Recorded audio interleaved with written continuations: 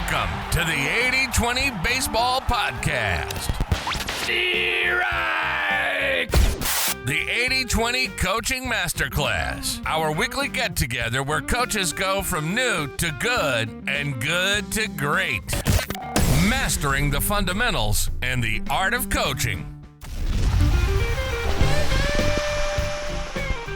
Well, I am pumped up to be here with all of you for our quick weekly check-in where we level up our baseball knowledge with a focus on coaching better and training smarter, playing better, knowing the game better, leveling up our baseball IQ. Love being here each week to share ideas to help you optimize your coaching and help your players get the most out of their practices, their training, pregame, and game time reps. Episode 350. Wow, I started this podcast to give back to the youth baseball community, which I feel is a calling of mine. For a huge group of players and the adults, the coaches that go along with it, that's been greatly underserved. In the 350 episodes, I've combined my 40 years of baseball experience with all the best wisdom from baseball. And one of the multiple things that separates this podcast from others, we value wisdom from outside of baseball just as much, and we infuse it as often as we can. I mean, the podcast is called 80-20 Baseball. I've never heard anybody in all my years of baseball mention the 80-20 principle. I played pro ball, high-level college ball. I've coached for 20 years. I've been around countless major leaguers, minor leaguers, college coaches, high school coaches, youth programs, youth organizations. Never heard the 80-20 principle discussed. And very little of all the great wisdom that comes from outside the baseball community. We're leveraging all that with all the best wisdom within baseball and then filtering it through 40 years of experience. Because if anything, as most of you know, experience, the way in which experience helps us the most is how quickly and accurately we can filter new ideas, new information. You can filter it. Experience strengthens your filter. You filter out solutions much faster. You can come to an answer, a solution much faster by filtering out the noise. How do you know what the noise is? Experience. How do you know what the priorities are? The 80-20 principle. How do you leverage the 80-20 principle? Experience. And after 350 episodes, the goal continues to be for this podcast to have a better coaching system, a better way to make the baseball experience a heck of a lot more fun for all the players. And we're not just here to discuss top-tier coaching methods. We're here also to discuss how we can implement them and run them as efficiently as possible in a realistic way, along with all the caveats and trade-offs that come with everything. And one more thing before we dive into our main topic. After 350 episodes, nearly 7 years on this podcast, the most valuable takeaway for me is the clear evidence that being a youth coach is one of the most impactful moves we can make in our lives. Huge shout out to all of you coaches. I've said this for years and I'll continue to say it. The positive impact that you will make will greatly outweigh the challenges that come your way. And I'll tell you what, when all of us are sitting there on the rocking chair in our 80s, in our 90s, when we look back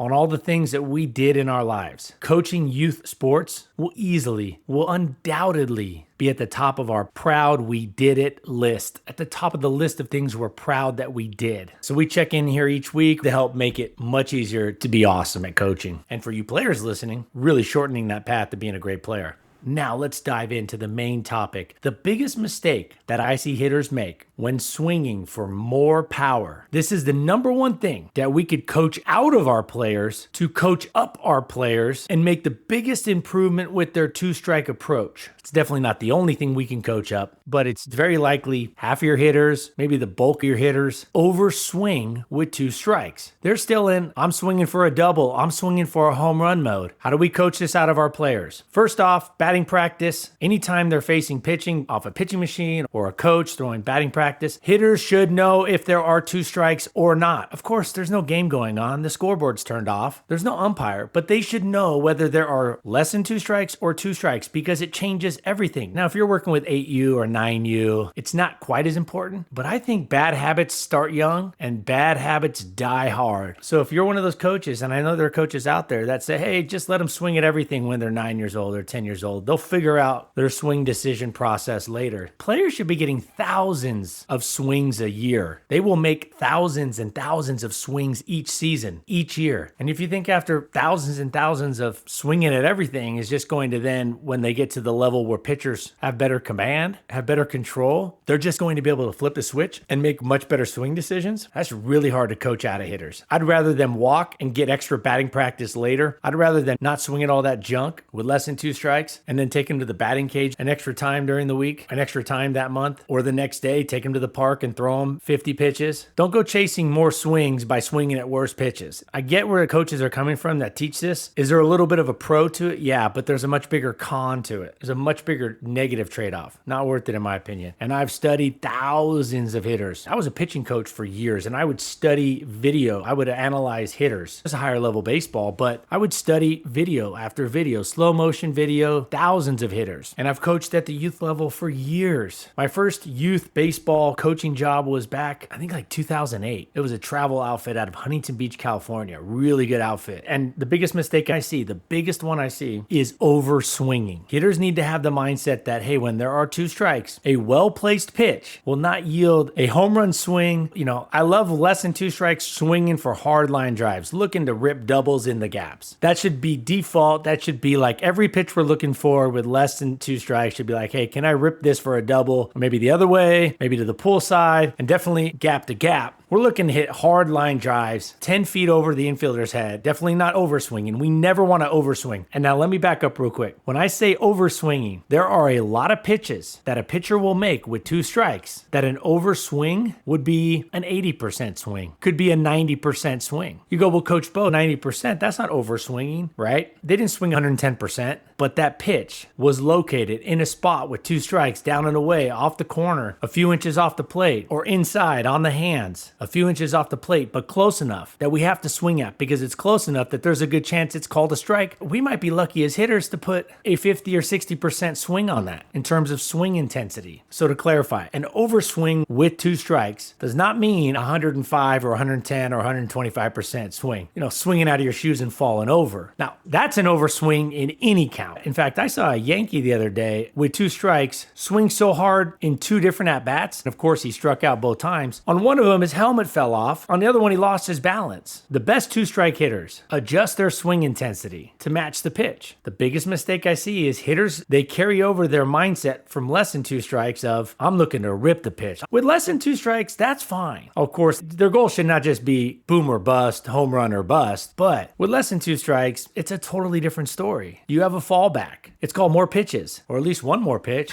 Overswinging with 2 strikes, the fallback plan for that is literally the hitter then falling back to the bench, falling backwards a little as he sits down on the bench after a strikeout. So the biggest general mistake that I see hitters make at all levels is with 2 strikes. Again, this is not all your hitters. You have to identify which hitters swing out of their shoes with 2 strikes. But it's not a bad message to share with all your players because that kind of helps scale it, but definitely with those hitters that swing out of their shoes, that don't change their swing intensity with 2 strikes on a well-placed pitch. Like sometimes you just got to reach out, just battle. Sometimes you got to reach out and just foul it off. It literally may be a 30% swing, like 30% swing speed, 30% swing intensity. It may just be a quick little jab to foul off a great pitch. Or the pitcher throws a great off-speed pitch, hitters out in front. Well, you swing out of your shoes, you're probably going to miss it. You slow down a little bit, try to battle it off, try to put it in play. It's going to be a slower swing, but it gives the hitter a chance of actually making contact. And with 2 strikes, making contact is the priority. With less than 2 strikes, making contact is not the priority. Swinging at the right pitches and putting a good swing on the pitch is most important. We're looking to hit hard line drives with less than. So hitters, don't overswing with 2 strikes. Battle, compete, poke, slap. Do what you have to do to compete with 2 strikes. When you're watching your hitters coaches, if it's a well-placed pitch and their swing looks like they're swinging for a home run, that's a bad sign. If they look like they're swinging for a home run with less than 2 strikes on a pitch that's in their hitting zone, I wouldn't say anything about that. I think that's fine. Kids are going to miss pitches. They swung at a good pitch. They put a good swing on it. Now, if they're overswinging at any time, you want to address that. But if they swing like 100% speed on a pitch in their hitting zone with less than 2 strikes and they miss it, I'm not saying anything about that. I don't want them slowing their bat down to 80%, their swing speed or their swing intensity down a bunch just to put the ball in play with less than 2 strikes. All right, I'll finish up with a going away quote here by Bryce Harper. I mentioned a while back, I wasn't a fan of Bryce Harper early on in his career. I didn't know if he was going down the prima donna route, which of course would have taken him off my list of players that I'm a fan of. From what I understand, and I don't follow the Phillies super close. I love a lot of their pitchers. Of course, they're a great organization. In fact, I saw a Mike Schmidt hitting video the other day that was awesome. I think I'll try to bring that on, the Mike Schmidt talking hitting. What a great hitter he was. What a stud. Is he in the top 5 of all-time most under-discussed, underrated players? I mean, I know he's a Hall of Famer, but I mean, holy cow. That dude could hit, and that dude could play defense. Anyways, speaking of great hitters, Bryce Harper said this about my beloved Dodgers at the trade deadline, and they got Scooble and whatnot. But I love Bryce Harper's response, and this is something we can all use in life and definitely when we're coaching, even at the youth baseball level. He got a question about, what do you think about the Dodgers, free agency spending, their acquisitions? And Bryce Harper said, quote, only losers complain about what the Dodgers are doing. In other words, only losers complain about what other teams are doing. I love it. Only losers complain about what the other team is doing. And that's so true. So keep that in mind when we're going out there and we want to say something negative about that team or this team, or they're adding a player, or they work the system to get these players. If the other team's not breaking a rule, the attitude should be, so what? Let's go. I love how Bryce Harper puts it. Only losers complain about what other teams are doing. Love it.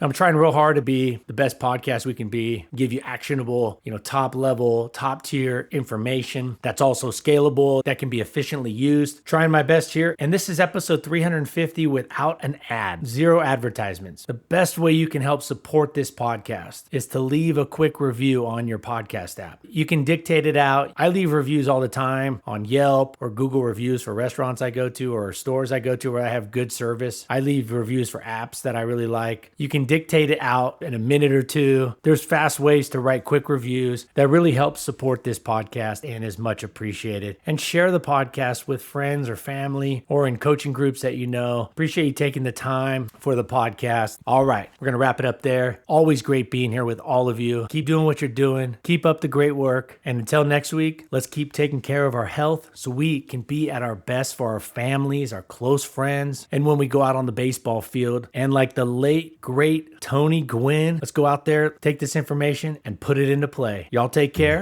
Until next week, adios. This has been the 80-20 Baseball Podcast, the 80-20 Baseball Masterclass. We got this. Now, let's take the field.